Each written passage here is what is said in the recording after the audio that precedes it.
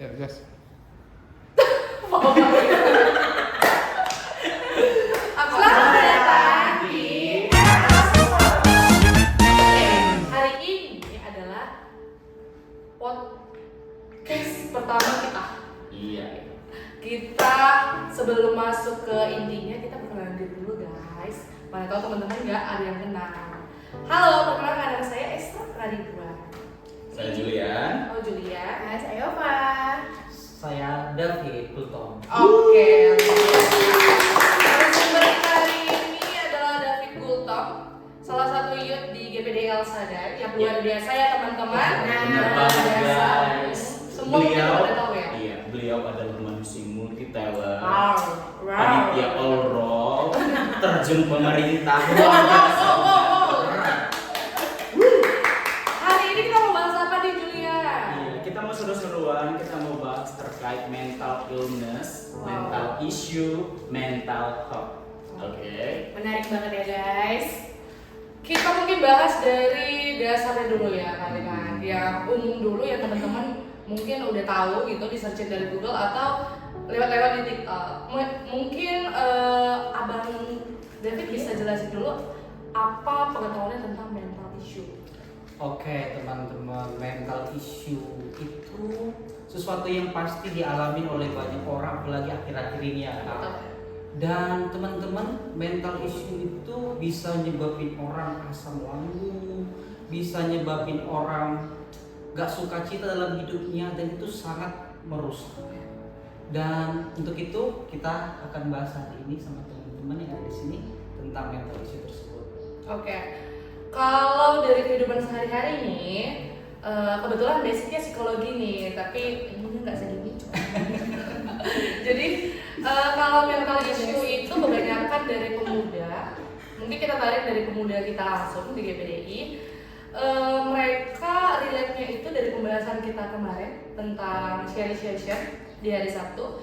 Yang saya tangkap dari mereka yang paling dekat itu mungkin dengan hubungan dengan keluarga, percintaan maupun pertemanan. Jadi mental issue itu muncul karena stres berat yang mereka alamin dan membuat mereka memilih hal negatif untuk jadi pelarian. Iya betul. Gimana Julian? Kalau ada nggak contoh-contoh dari sekitar kamu yang pernah kamu alami mungkin atau pernah dengar dari teman-teman? Aku kan based on experience aja nih Bang. Dari kasusnya itu di aku sendiri. Kalau masalah keluarga, aku banyak banget nih Bang. Itu kan masalah percintaan mah aku nggak peduli. Nggak peduli. Nomor 2 tuh. Karena yang paling utama di hidupku adalah keluarga. Tapi menurut Abang gimana misalnya ada orang tua kita sendiri menjadi pembunuh mental anaknya? Apa tanggapan Abang Bang dari sisi rohani? Oke, thank you Bang Julian. Pertama teman-teman yang harus kita definisikan terlebih dahulu, mental issue itu bukan hal yang saya ini kayaknya orang berdosa karena saya ini terlalu banyak dosa makanya saya ini mental issue gitu. Enggak ya teman-teman. Bahkan banyak tokoh-tokoh di Alkitab mereka ternyata mengalami mental issue. Mungkin kita bisa name kayak Elia, mungkin juga Jeremia, bahkan Yesus sendiri merupakan pribadi yang pernah menghadapi keadaan dan situasi tersebut. Waktu Yesus di Taman Getsemani ya Kak, itu keringatnya sampai dia berkeringat darah, itu saking dia mengalami sesuatu tekanan di dalam kehidupannya. Jadi mental issue itu jangan dianggap sebagai sesuatu yang kita alamin karena dosa kita yang terlalu besar, tapi itu adalah sesuatu yang manusiawi. Nah, tadi kembali ke pertanyaan Bang Julian tentang ada dari orang tua tekanan terhadap kita. Nah, kalau gini gimana cara kita nanggepinnya? Teman-teman tahu nggak kalau Tuhan itu merupakan pribadi yang bekerja, bahkan turut bekerja dalam segala sesuatu untuk mendatangkan kebaikan bagi kita, membentuk kita, membenahi kita, dan sarananya adalah berbagai hal penderitaan yang kita alami, bahkan mungkin dari orang-orang terdekat kita, Bang. Itu sih. Bagus banget ya, luar biasa. Kalau dari yang kita alami mungkin ya Kak Yopa, kebanyakan dari anak ini juga gitu sih ya. Problem yang datang itu dari keluarga. Karena kadang tidak, kalau dipikirkan dengan ego dan logika, nggak mungkin orang terdekat kita yang menyakiti kita. Ternyata hal itu ternyata mungkin gitu ya. Karena orang tua juga manusia biasa, tidak luput dari kesalahan gitu ya. Kalau kami mungkin dari sisi perempuan gitu ya, perempuan itu lebih pakai hati ya kalau berpikir ya. Apa-apa dibawa ke hati gitu. Hal kecil aja mungkin bisa nyakitin. Karena apa-apa dibawa ke hati. Jadi kalau menurut saya ada problem dengan orang tua.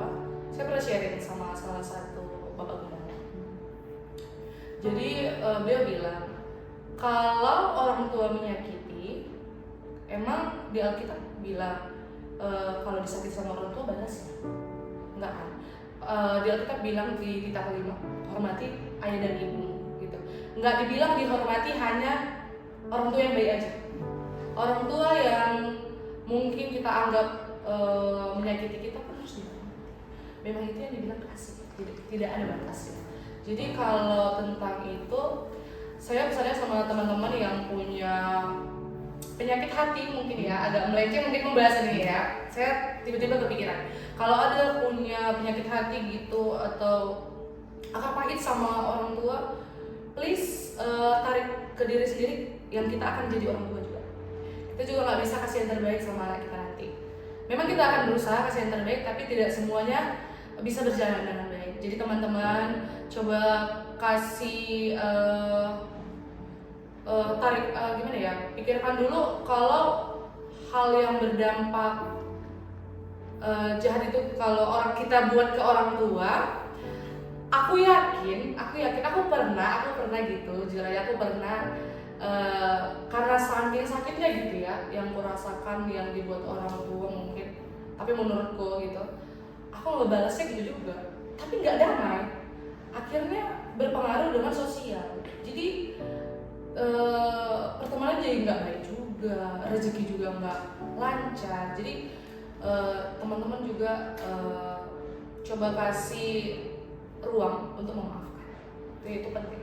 Tadi menarik sih yang dibilang oleh Kak Esra tentang orang yang kita anggap bisa menyayangi kita, harusnya dia bisa mendukung kita, tapi malah nyakitin kita. Itu fakta yang sering terjadi. Tapi teman-teman tahu nggak kisah tentang yang sama yang pernah Yusuf alami? Dia ngarepin seharusnya saudara-saudara yang mendukung dia nggak sih? Jadi support system bagi dia, tapi perlakuan apa yang dia terima justru di luar dugaan. Tapi lihat pimpinan Tuhan bagaimana Yusuf dibentuk, mulai dia dari keluarganya dikucilkan, terus dia dibuang ke sumur, terus dia dijual sama saudara-saudara ke Mesir. Udah pun di Mesir, dia ini orang bener nih ya, orang bener, dia kerja terus dia difitnah, memperkosa istri tuannya. Ya, istri tuannya, dan kemudian dia dipenjara karena itu. Kayaknya kalau kita jadi Yusuf, capek nggak sih jadi orang bener? Mending gak usah ke gereja lagi. Tapi yang kita pelajari dari respon Yusuf, justru dia tetap suci, tetap kudus dalam kehidupannya, dan kita tahu sama-sama jadi orang nomor 2 yang paling besar di Mesir. Itu keren sih. Oke, kalau dari teman-teman sendiri, kalau berlatih itu, ada nggak yang pernah terjadi dalam hidup teman-teman dan teman-teman itu ngambil keputusan untuk berbuat negatif? Ya, misalnya gitu mengurung diri lah, mempenjarakan diri di kamar, atau ngemil sampai. Iya. Betul. Ini menarik nih. Yes. Bahas ngemil sampai wow. Iya, betul. Coba, kayaknya Kak Yopa tadi tertarik ya untuk bahas ini. Iya. Karena itu sangat lekat, lebih lekat sama perempuan. Karena perempuan itu kalau misalnya udah mentalnya kena atau misalnya dia ngerasa udah lagi tersakiti, itu tuh gampang banget menarik diri dari sekitarnya. Apalagi kalau misalnya khususnya dalam kisah-kisah percintaan tuh. Pedas sih. Banyak nih ya. Teman-teman di rumah pasti banyak nih. Kalau tiba-tiba, oh iya. Karena sebenarnya perempuan itu apa ya, cenderung menomorsatukan percintaan. Iya. Kalau misalnya laki-laki dia lebih pakai logika, kalau perempuan pakai dia perasaan. Jadi kadang jahatnya atau kejamnya kadang perempuan yang masih muda, dia bisa menyampingkan keluarga hanya untuk menomorsatukan percintaan. Relate. Makanya banyak kita sering dengar. tahu sih bang. Iya. Aku jadi merasa Fakta baru ini, fakta baru ya guys ya. Iya, dan itu bukan terjadi di kalangan anak yang masih muda aja. Tapi itu bisa juga untuk anak-anak wanita yang notabene sudah berumur di atas 25 tahun gitu. Apalagi kalau misalnya ada beberapa kasus yang sampai ditinggal nikah atau misalnya pasangannya selingkuh, itu pasti Itu bukan pengalaman pribadi. Jangan sampai ya. Jangan sampai.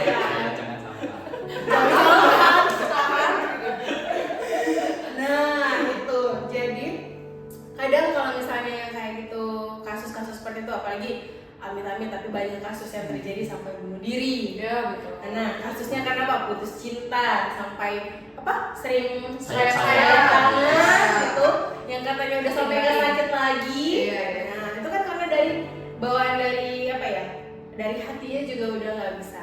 Nah kalau menurut David sendiri, kalau kita misalnya lagi di masa kayak gitu, misalnya kita lagi masa atau lagi kepahitan atau misalnya kita lagi patah hati yang gampang banget mentalnya jatuh. Nah kalau misalnya kita udah terpikir nih, aku mau menarik diri aja, aku kayaknya mau melampiaskannya dengan membuat kesakitan lainnya. Biar kan tadi bilang momennya supaya sakit, supaya hatinya berkurang sakitnya. Nah kalau misalnya untuk kita yang khususnya cewek-cewek yang mungkin lagi ngalamin kayak gitu, apa sih Fir sebenarnya yang harus dilakuin? Tapi sebelum aku cek, bener nggak kak ini? Aku pernah dengar dari cewek, katanya cewek itu ada satu kebiasaan yang dilakuin setiap sebelum tidur. Pokoknya dia setiap sebelum tidur itu harus nangis dulu, baru dia bisa tidur. Gimana ya? Kalau dia lagi mengalami semacam tekanan gitu, itu benar nggak sih? Tapi itu cewek gitu. Sudah tidak jomblo lagi. Maaf ya guys, sudah tidak jomblo lagi ya guys. Jadi dia bawaannya pengen berteka dulu, Iya. nangis dulu gitu. Aduh. Karena kalau nggak nangis dia nggak damai. Agak mungkin sebenarnya kan. Mungkin perempuan ini lebih suka meromantisasi kesedihan, kegalauan. Iya. Ya, misalnya lagi galau sama pasangan, misalnya masalah itu cetek banget, gampangan banget, tapi gimana? Sebenarnya nggak sedih-sedih banget. Contoh misalnya dia lagi online gak dibalas chatnya, ini bisa Nah. nih. Kayak beribu-ribu kesalahan yang lalu bisa dilihat. Nah, itulah contohnya. Pasang lagu galau, makin kayak relate sama aku nih gitu. Buat story langsung sindir-sindiran. Aduh, luar biasa. Tapi setuju nggak, cowok dan cewek itu biasanya mereka berbeda waktu ngalamin depresi. Iya nggak sih? Kalau Iya, cowok iya, itu iya, iya. mereka lebih diem nggak sih bang? Iya, lebih Betul menahan sih. ya, lebih menahan. Kalau cewek pengen pokoknya harus Iya, selesai. melampiaskan. Ya, kembali lagi ke pertanyaan Kak Yova tadi, cara nyelesainnya gimana? Teman-teman, kalau dari based on experience lagi-lagi, nggak ada tempat yang lebih nyaman, nggak ada tempat yang lebih baik selain menyelesaikannya di hadirat Tuhan. Setuju nggak sih? Setuju banget ya. Atau ada pengalaman? Wah, pengalaman. Ada nadanya ya. Ada dikit, iya. Mungkin udah dikupas semalam ya pada saat apa kita kupas lagi di sini. Oke. Kalau tentang percintaan mungkin teman-teman ya pada relate kali ya. Sebut nama boleh nggak di sini? Dengan hubungan toksik. Dengan hubungan toksik ini agak diangkat sedikit teman-teman. Jadi saya pernah mengalami tahun 2019 selama 8 bulan masa COVID kali ya. Jadi ada di hubungan toksik yang sebenarnya saya tahu banget nih itu toksik, sangat tahu, tapi tidak mau keluar karena ngerasa hanya aku yang bisa merubahnya. mungkin dari hubungan ini Lebih hanya dari Tuhan Yesus. nabi gitu ya.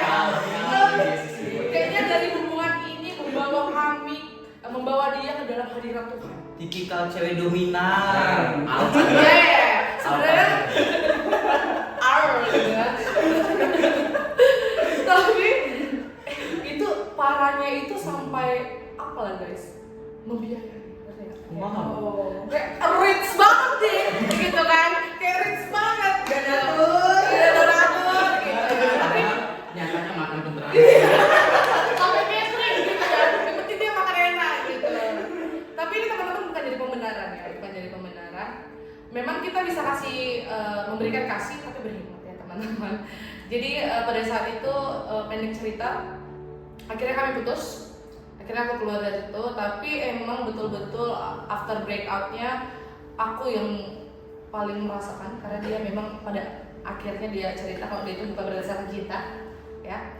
Jadi aku memberikan hukuman pada diriku sendiri karena sudah melakukan itu berbulan-bulan dan membuat orang-orang jadi jauh. Karena orang-orang udah tahu nih, jangan gitu kan. Pas udah aku sadar orang-orang jadi jauh kan. Kok nggak ngerti juga gitu kan. Akhirnya aku menghukum diriku sendiri dengan mengurung diri, tidak menerima sosial apapun dan tidak makan, tidak minum, mengurung diri, betul-betul mengurung diri, masuk rumah sakit. Saya masuk rumah sakit, sakitnya tipes, asam lambung gitu kan, yang tenar-tenar komplit. Akhirnya itu asli benar-benar depresi bukan karena gimana ya, sudah menghilangkan waktu-waktu yang luar biasa untuk orang yang tidak luar biasa gitu ya.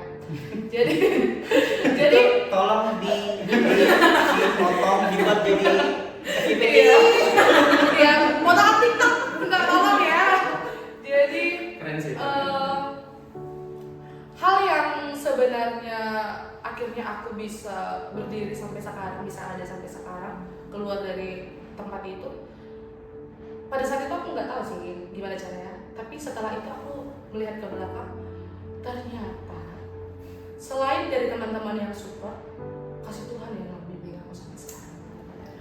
Kalau bukan karena pertolongan Tuhan dan bukan karena aku mau dengar-dengaran sama Tuhan, aku nggak bisa sampai saat ini. Jadi teman-teman yang sekarang ada di, aku bukan mau menggurui, kita semua belajar dari setiap proses dan masalah kita. Dan kalau misalnya ini ada andai kata, kalau dibilang mau nggak memperbaiki masa lalu, pergi ke masa lalu untuk memperbaiki hal itu, aku nggak mau. Karena apa? Kalau bukan karena masalah itu, aku bukan jadi Estra yang sekarang dan tidak bisa duduk di sini untuk memberikan kesaksian sama teman-teman. Jadi untuk teman-teman yang punya hubungan toksik pada saat ini dan nggak bisa keluar mungkin gara-gara merasa kamu yang bisa merubah dia, itu hal yang fana ya teman-teman, sangat dunia. Karena pembelajaran yang saat ini aku dapat, kamu tidak bisa merubah sesuatu apapun sebelum kamu berubah. Kamu harus merubah mindset dulu, kalau hanya Tuhan lah yang bisa merubah manusia. Tidak bisa manusia merubah manusia, teman-teman. Harus diingat. Jadi secinta apapun kamu sama dia, beri ruang untuk, misalnya 100% kita nggak bisa mencintai manusia 100%. Kamu bisa, misalnya nih ya, jadi misalnya 70% ya atau 60% kamu kasih hati, 40% lagi untuk mengobati. Kalau suatu saat si pasangan ini membuat hal-hal yang tidak sesuai dengan apa yang kamu inginkan gitu. keren banget. Boleh tepuk tangan buat aku jadi keinget sama Daud dari cerita kakak. Jadi Daud itu dia orang yang selalu jujur dalam mengungkapkan perasaannya di doa-doanya. Teman-teman mungkin pernah baca di kitab Mazmur bagaimana Daud waktu dia ngalamin tekanan dari musuh-musuhnya, dia ngomong. Dan dia ngomongnya, dia nggak ngomong sama orang lain, buruk-burukin orang lain, dia nggak ngomong, tapi dia ngomong sama Tuhannya. Tuhan, hatiku patah. Tuhan, hatiku sangat sedih. Tuhan, balaskanlah apa yang dilakukan oleh musuh. Itu udah lakukan. Dan sekali lagi jawaban dari segala sesuatu mental isu yang kita alami memang gak lain bukan hadirat Tuhan. karena memang sejarah dari Alkitab aja pun memang udah seperti itu ya kan. Banyak tokoh-tokoh Alkitab yang udah dijelaskan udah pernah ngalamin namanya mental illness, mental issue, tapi mereka ujung-ujungnya apa? Larinya ke Tuhan juga. Iya. Dan itu udah aku alami sih Kak. Aku suatu kali pernah dalam sebuah pergumulan yang amat sangat berat, dan aku biasain untuk waktu orang semuanya pada tidur jam 12 malam aku bersujud di ruang kamarku dan aku nyanyi satu lagu yang aku suka. Lagunya gini, Kaulah Tuhan penyembuhku, Kau sembuhkan sakitku. Dan itu buat aku gak sadar, tiba-tiba air mataku itu udah tergenang di lantai. Aku lihat, Tuhan makasih. Akhirnya ada kepuasan, ada semacam hal yang udah kita sampaikan. Bahkan gak cuma itu, satu kali aku gak dapat tempat untuk berdoa, gak ada satu tempat khusus, tapi ada kamar mandi, toilet. Aku tutup toilet itu, aku bersujud. Mungkin itu agak sedikit kedengaran kotor gitu teman-teman, tapi yang penting aku bisa ngomong sama Bapak, karena kan dia bilang, aku menyebut kamu bukan lagi hamba tapi sahabat. Artinya kalau sahabat kita bisa ceritain apa pun sama dia. Itu sih. Ya, karena memang paling enak curhat sama Tuhan ya. Manusianya Kan gua aja bisa bicara. kita ceritain, kita yang udah sakit mental, kita cerita ke teman, dia pun kena mental, sama-sama sakit mental. Udah. Betul. Makanya kita larinya hanya ke Tuhan aja. Iya, betul. Jadi bukan soal rohani ya teman-teman. Iya, betul. Tapi memang based on experience. Iya. Benar banget. Tapi kalau diimbangi dengan ilmu juga nggak apa-apa sih. Misalnya para tenaga-tenaga yang profesional seperti psikolog atau apa gitu yang ada di dunia ini gitu, dibarengin. Jadi paket komplit. Oke, dari Kak Yompa mungkin ada contoh-contoh hal yang dari teman-temannya atau Kakak ada penasaran sesuatu nggak sih? Apa nih? Yang pengen kakak tanya terkait dengan mental issue Iya. ini gitu. Misalnya masalah kakak pribadi, nggak usah tentang asmara juga. Tadi udah hampir kebongkar. jangan dipancing. How? Karena Jangan tujuan kami kan mancing. Dapat nggak nih? Nah, kalau aku sendiri hampir sama pernah yang kayak dialami sama Esta juga. Makanya kayak aku bilang tadi, perempuan ini kadang nggak jauh-jauh dari namanya putus cinta. Sebenarnya cowok juga, pasti cowok juga putus cinta pernah. Cuman kadang cara mengatasinya beda. Gitu. Kalau misalnya sering di Instagram lewatnya day one cewek putus nangis, cowok bareng teman-teman. Iya, nongkrong kan. Main bola. Iya, aku bakal pakai besok lagi. Cowok kebanyakan gitu kak. Besoknya langsung nongkrong, tapi setelah sebulan berjalan, Iya, Kak. baru Iya. sedihnya datang nih. Baru dia beli Iya. setelah kami udah move on. Tapi katanya cewek itu dia mungkin galaunya 1-2 minggu, setelah sebulan dia lupa. Iya, bener nggak? Betul. Aku ngerasain itu sih. Oh iya. Aku ngerasain itu sih. Tapi kan perempuan kali ya. Apa cewek? Jadi laki-lakinya pada akhirnya Malah dari kebalik. kejadian tadi, aku kan berprosesnya misalnya sebulan gitu kan. Setelah 3 bulan setelah itu dia datang lagi, guys. Iya, akhirnya dia guling-guling kan. Menyesal kan? Akhirnya tugasku menyenangkan gitu. Dia enak guling langsung gitu. Sebenarnya cowok itu adalah paling susah move on sebenarnya. Karena Karena kayak gitu. gitunya tuh yang apa tuh? Putus sekian, Hah? aku yang mohon balik. Relate. Misalnya sama yang belakangan gini lah contohnya ya guys. Jadi Aduh. sama-sama rusak mental ya. Sama-sama. Caranya aja yang berbeda ya. Caranya aja yang berbeda. Nah tadi kayak balik ke pertanyaan, kayaknya itu belum itu ya, belum bahas di tentang tadi percintaan. Karena kita sangat dekat sama percintaan ya tentang gitu. Nah, bagaimana dari tadi rohani kita udah bahas ya. Gitu. Tapi kalau misalnya dari diri sendiri, apa dulu sih yang harus kita tanamkan biar kita tuh nggak sampai jatuh, sampai depresi. Selain Tuhan yang bisa tolong, apa nih yang antisipasi dari diri kita sendiri? Pertolongan pertama gitu ya. Pertolongan pertama selain bersujud pastinya. Iya. Gitu kan. Jangan lupakan Tuhan pastinya. Minta tolong sama Tuhan itu udah pasti banget. Minta pemulihan itu benar-benar itu titik baliknya seseorang di mana mental illness-nya itu lagi muncak. Memang minta pemulihan sama Tuhan itu adalah titik balik sih. Tapi kalau misalnya dari diri sendirinya kita dulu sebagai manusia, apa sih yang bisa kita lakukan dulu, Pit? Apa sih antisipasinya kita? Dari pertanyaan yang panjang oleh Ayova, jawabannya sederhana. Tahu nggak apa? Gabung Youth El Shaddai.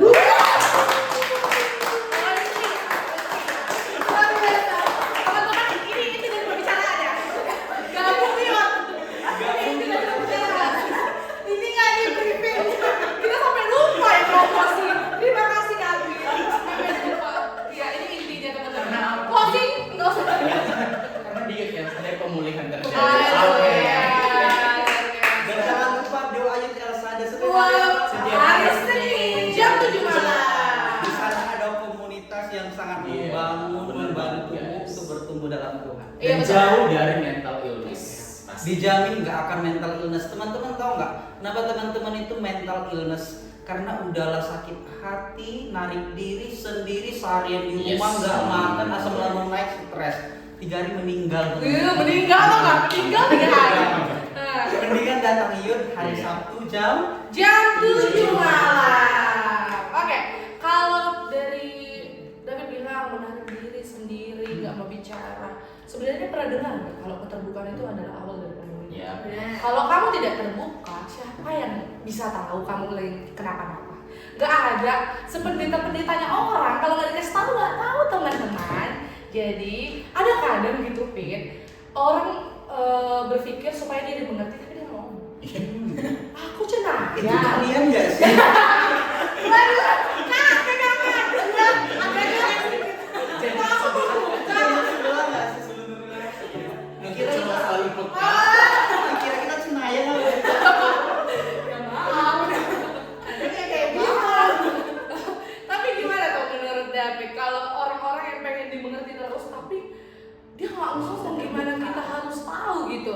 Sedangkan seperti yang dibilang tadi kita udah punya wadah nih Youth gitu. Jadi tempat yang mungkin kamu nggak bisa percaya untuk semua, tapi salah satu orang di tempat ini mungkin jadi bisa perpanjangan tangan Tuhan untuk saling sharing gitu kan, bukan untuk menggurui tapi sharing supaya kamu ada pemikiran yang lebih luas, bukan sempit di situ aja. Dan pastinya ada yang mendoakan. Iya. Menurut David gimana sih untuk orang-orang begitu? Begitu. Perlu kita ngerti ini ya teman-teman, orang nggak cerita itu bukan karena dia juga nggak mau cerita, tapi mungkin dia salah satunya mungkin nge-keep, jangan sampai Takut ceritanya ini ya takut, nggak merasa secure gitu dengan orang. Takut bocor. Tapi gimana pun kita perlu yang namanya pembimbing rohani. Nah puji Tuhan, kalau teman-teman punya mungkin pembimbing rohani di gereja teman-teman, boleh cerita sama gembala, sama ibu gembala. Kalau nggak ada boleh gabung juga di El Shaddai. boleh banget. Boleh banget. Lagi-lagi promosi. Boleh banget. BTW guys, kita punya tim BPH yang namanya PCS. PCS. Pray. Care. And share. Nah, di Salah satu anggotanya ya. Salah satu tim PCS. jadi PCS ini itu tugas dan fungsi mereka itu adalah sebagai tempat untuk merangkul jiwa-jiwa, tempat merangkul kita semua ini untuk mendoakan, untuk sharing di zaman lagi atau dijamin rahasia kalian itu dijaga. Cuman yang tahu kalian mereka Tuhan. Mudah-mudahan. Enggak pasti kan. Jadi udah pasti kok. Karena memang ya kan, aku di Youth itu sebelumnya kan aku kan pendatang di sini ya kan. Jadi aku punya satu kakak rohani namanya Kak Nancy Jambing. Jadi apapun yang keluh kesahku itu aku Halo, cerita Kak ke Nancy dia. Jambing. Hai. Sehat ya Kak. Dan aku cerita sama dia apapun aku keluhanku, aku lagi susah, burn out, pening segala macam, aku cerita ke dia. Karena menurutku dia salah satu kakak yang berani ngebimbing, ngasih solusi pasti, dan pastinya dia doakan langsung. Dia sering kapang tangan gitu, karena dia memang udah pendeta juga dasarnya. Jadi aku cuma berani cerita ke dia. Itu bapak pendeta nggak berani cerita, hanya ke dia aja. Karena aku merasa dekat, secure dengan Iya. dia. Iya, secure. Aku percaya sama dia. Jadi kalau di sekarang aku percaya ke abang sih. Boleh banget. Boleh. Semoga semua rahasia terjaga dengan bijak. Dijamin. Karena di PCS itu ada banyak, ada perempuan, ada laki-laki. Iya, Jadi betul. buat kalian yang misalnya perempuan mau curhatnya sama perempuan aja ada, Iya. laki-laki mau curhat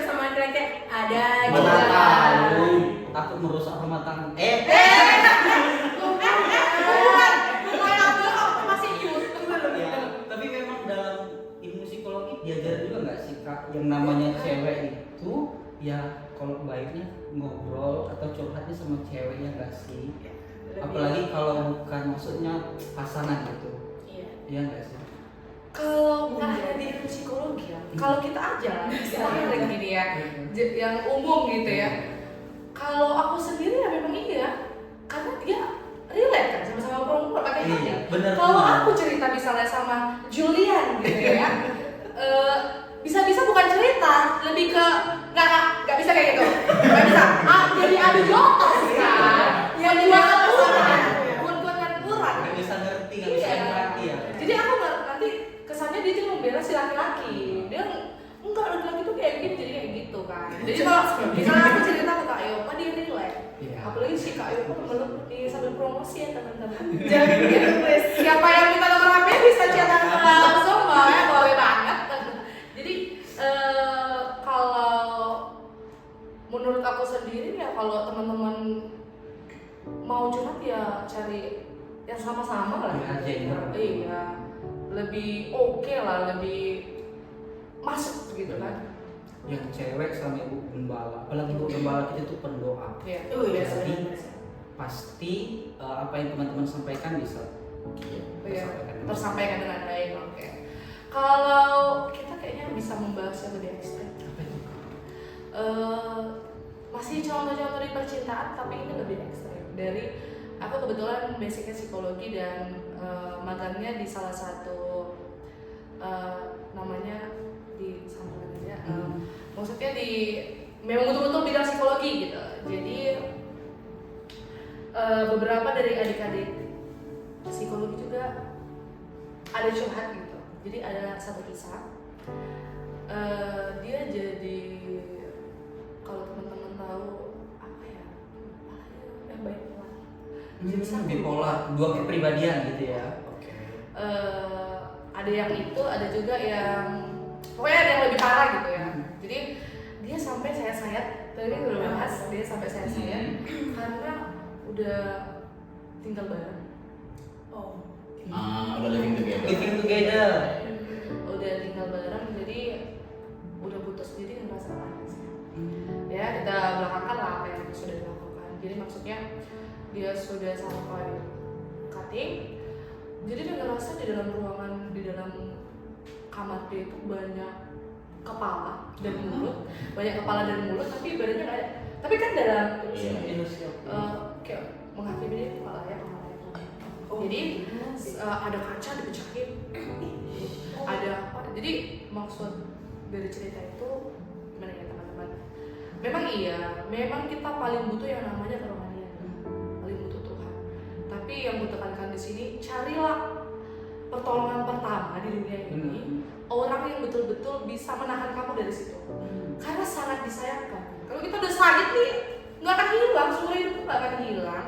Dan misalnya nanti kamu punya pasangan baru lagi, melihat itu gimana? Nanti kan jadi dikorek-korek lagi nih masa lalu yang kurang. Dan enggak semua laki-laki siap menerima masalah. Betul banget. Tapi ada yang mau kutanyakan sama David. Ya kan dia udah melewati nih hal yang sangat buruk di titik terendah dalam hidupnya.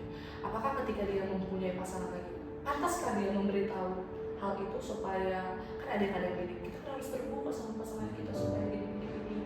Menurut David gimana? Harus terbuka Pak atau ditutup aja, dikubur masa lalu? Jujur yang kayak gini aku belum pernah Lihat ya. hadapin, belum pernah ngalamin, belum pernah lihat. Tapi mungkin alangkah wise-nya memang ini dikonsultasikan dengan pembimbing rohani kali ya. Dan waktu kan kalau kita mau nikah itu ada namanya pranikah, bimbingan pranikah. Nah dari situ nanti akan dibimbing oleh si pembimbingnya untuk keterbukaan Iya, sama berani pasangan. terbuka. Tapi memang pasti lagi-lagi akan ada keterbukaan di sana. Dan itu akan lebih baik supaya dalam perjalanan rumah tangga gak merasa tertuduh lagi. Takut kalau aku cerita ini, aku tutupin ini, nanti dia bakal nerima aku nggak? Itu adalah sebuah perasaan yang bakal menyiksa dia setiap hari. Alangkah baiknya memang itu akan dibuka dan itu pasti bisa dilakukan waktu di bimbingan pranikah. Sebagai contoh kasus nih Kak, karena memang kawanku ada dulu dia pintar kan, juara satu umum, cantiknya udah main. Mau Kak? Betul ya, Bercanda ya Kak. Cantiknya luar biasa, berbakat, presenter, sekarang dia kerja di rumah sakit. Tapi tiap dia pacaran dia suka gonta-ganti pasangan. Sayat setiap sama pacarnya semua sayatan. Jadi satu kali aku ketemu, ini aku belum tahu nih keadaan ini kan. Tapi kami ketemu di suatu lomba yang sama. Ketemu kan, aku lihat tanganmu kenapa? Aku bilang, kok sayatannya kayak barcode? Aku bilang gitu kan. Dia nutupin terus. Cuman aku, ya namanya aku manusia kepo kan. Ku gali ya bang. Akhirnya dia cerita bang. Oh gini. Kenapa? Kayak gitu. Akhirnya aku jadi sosok rohani lah di situ kan. Sosok rohani gitu ya. Tapi namanya demi menyelamatkan jiwa sebelum dia mati bang kan masih benar. Apa pertolongan pertama? Iya. Akhirnya bang. Dan puji Tuhannya dia selamat dan udah nikah. Puji Tuhan. Tepuk tangan untuk Bang Julian. Ya, Kak, solusinya itu sahabat. Iya. Dan betul tadi terbuka ya. Iya. Karena aku selalu juga sama cowoknya, dia terima gitu. Masa lalu dia kayak mana, cowoknya terima. Yang jadi suaminya sekarang. Iya. Ini kan kita membahas tentang kalau mereka udah mau menikah, ya pasti terbuka di pranikah. Tapi kalau masih ada pilihan gitu ya, terjadi kayak gitu terus dia punya pasangan yang belum berpikir untuk menikah, menurutku sebagai orang awam, koreksi nanti kalau salah. Menurutku kalau hal seperti itu ditanam aja. Kalau memang belum ada kebutuhan untuk pernikahan. Karena apa? Benar, setuju. Koreksi dulu, kamu lihat dulu teman, pasangan kamu ya. Bahkan yang mengenal Tuhan aja belum tentu. Benar. Bisa. Iya. Apalagi mengandalkan dunia ini. Yang Jadi, awamnya. iya, bisa jadi itu jadi senjata buat dia untuk menyakiti kamu lebih Iya, dalam. benar. itu jangan sampai terjadi. Iya. Setuju. Iya, itu kalau kamu kadang gini ya guys, kadang cerita seperti itu supaya dia merasa lebih dicintai sama pasangan. Ada loh kadang Kalau dia menjual kesedihan. Pernah mendengar kan? Pernah. Menjual kesedihan. benar. Menjual kesedihan supaya si laki-laki ini empati. luar biasa kali perempuan ini sudah melewati hal-hal sakit itu, tapi bisa dan kalian percaya hal kayak gitu bisa merendahkan kalian lebih rendah lagi di mata laki-laki yang bahkan dia mengandalkan dunia ini, sangat-sangat mengandalkan dunia ini. Jadi untuk para cewek-cewek Jangan lakukan itu. jangan lakukan itu. Itu kesalahan besar ya teman-teman.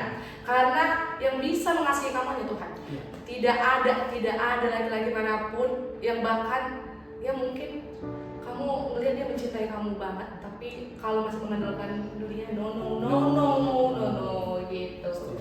Ya gimana menurut David? Iya, benar. Ini berapa menit lagi ya? Boleh langsung nggak apa-apa. Kita masih lama ya kan Pak? Iya masih lama banget. Iya. Lagi-lagi teman-teman mungkin bisa disimpulkan dari pembahasan sepanjang podcast ini. Teman-teman tahu nggak gimana cara membangun paradigma supaya ketika kita menghadapi mental health itu kita nggak kalah. Teman-teman, paradigmanya gini. Kehidupan kita yang ada hari ini itu adalah ketetapan Tuhan.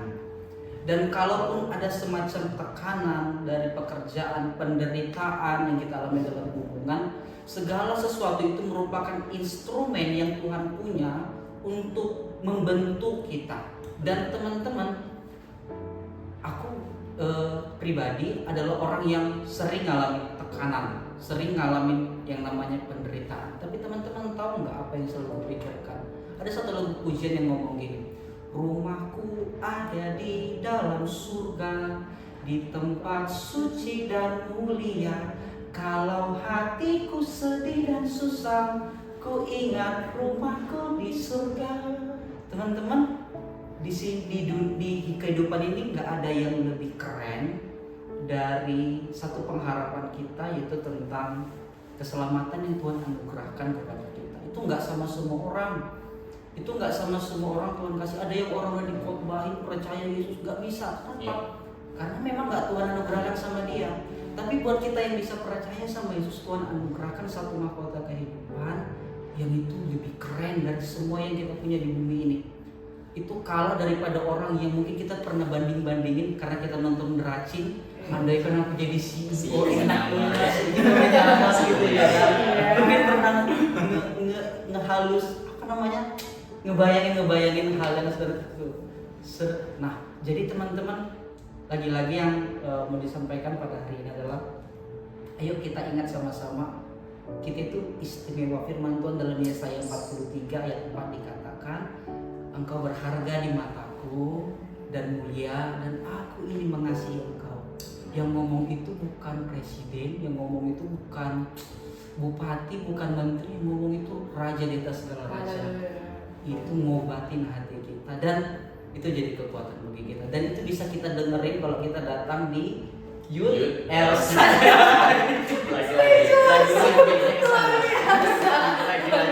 Jangan lupa. Teman-teman tahu nggak, itu nggak mungkin kita dengerin di kafe, nggak mungkin kita dengerin apa lagi di diskotik, nggak mungkin. Mungkin. Tapi itu bisa kita dengerin di gereja. Oke, kita ada waktu 10 menit lagi teman-teman.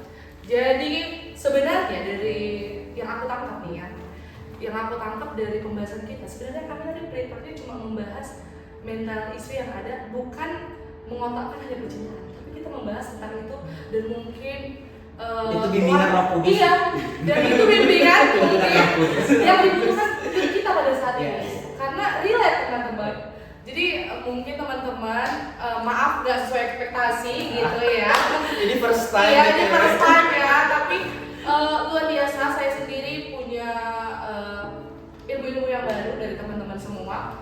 Ternyata mental isu itu sangat gimana ya, sangat perlu sehat banget gitu ya, karena supaya menjalani hidup ini dengan Yes. maksimal. luar biasa ya. Ternyata mental itu sangat berpengaruh kemanapun dalam kehidupan kita. Apalagi di era sekarang anak-anak yang mentalnya lemah ya guys. Iya. Jadi perlunya kita ini ngebangun kerohanian orang-orang biar mentalnya terbangun lagi. Iya. Terkhususnya di komunitas kita di Youth Elsa. Elsa. Iya.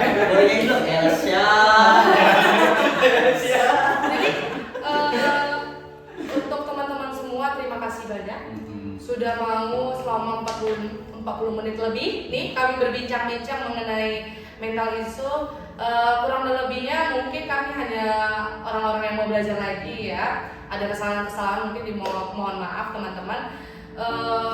Dari semuanya mungkin ada nih kata-kata terakhir, kata-kata hari ini, kata-kata terakhir dari David yang bisa menguatkan teman-teman semua yang ada di mana aja supaya kebangunan mental itu iya terjadi bisa bagi hidup kita. gitu. Iya, tertarik sama yang dibilang sama Kak Esra tadi. Teman-teman, kalau teman-teman nganggap udahlah biarin aja dipendam, biarin aja aku kayak gini, teman-teman tahu nggak, kamu nggak bisa maksimal jalani hidup kamu. Padahal kamu punya potensi yang besar. Ibarat mobil Lamborghini, mesinnya udah diambil, secantik apapun dia, potensinya sebagus apapun, kalau hatinya udah rusak, dia nggak bisa jalan. Teman-teman, ayo kita benahi yang namanya mental hati ini supaya kita bisa hidup maksimal untuk melayani Tuhan. Itu sih. Iya. Mungkin satu penutup kerinduannya kita angkat satu pujian. Setelah itu kita berdoa. Julian yang bawa doa. Mau pujian apa? Ada. Elsa deh kali ya. Kak? Boleh. Elsa, 1, 2, 3 ya. El Shaddai, El Shaddai, Allah Maha Kuasa. Dia besar, Dia besar, El Shaddai mulia. El Shaddai, El Shaddai, Allah Maha Kuasa. Berkat-Nya melimpah, El Shaddai. Mari kita bersatu dalam doa. Benar Tuhan, itu pengakuan kami, Engkau Allah yang besar, Engkau Allah yang berkuasa. Bahkan di setiap kehidupan kami percaya Engkau Allah yang berotoritas bagi kami. Bapak yang maha baik, terima kasih atas kesempatan bahkan waktu yang Tuhan berikan bagi kami. Kami sudah laksanakan podcast ini dengan berjalan dengan baik, semua karena kemurahan Tuhan. Banyak ilmu, banyak pelajaran, bahkan banyak hal-hal yang membuat iman kami semakin terbangun. Biarlah itu Tuhan menjadi rema dalam setiap kehidupan kami. Biarlah orang-orang yang melihat podcast kami ini menjadi dimenangkan lewat daripada setiap pembelajaran yang sudah diberikan hari ini ya Tuhan. Terpujilah nama Tuhan. Kami percaya kehidupan anak-anak muda, Youth El Shaddai secara khusus Tuhan pasti selamatkan. Terpujilah Tuhan, Tuhan pasti meningkatkan kebangunan kerohanian kami. Bahkan setiap mental kami yang rusak, Tuhan pasti tolong kami. Terpujilah nama Tuhan, terpujilah nama Yesus. Ini menjadi doa kami. Haleluya. Amin. Amin.